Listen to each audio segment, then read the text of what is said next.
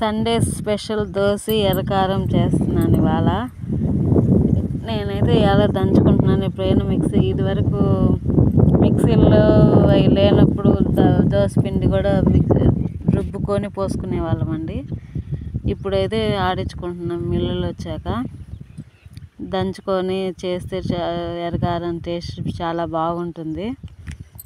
మా పిల్లలకి ఎంతో భలే ఇష్టం అన్నమాట. ఇట్లా దంచుకొని రుబ్బుకొని చేసుకోవడం అంటే ఎప్పుడైనా చేస్తాను అన్నమాట. అప్పుడప్పుడు రుబ్బుకొని.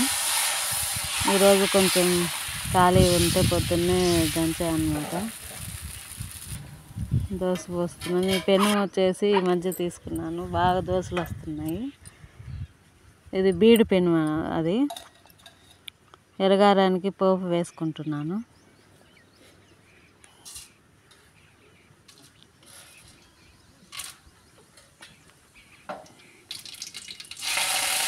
కొంచెం కరివేపాకు వేస్తున్నాను.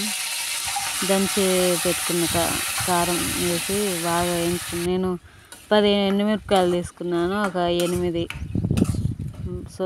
చిన్న ఆనియన్స్ తీసుకున్నాను. నాకు బాగా కారం అంత ఎక్కువ లేకుండా బాగా సరిపోయింది అన్నమాట. ఇవాళ టేస్ట్ మటుకు సూపర్గా ఉన్నింది దంచి చేసుకున్నాను కాబట్టి. కారం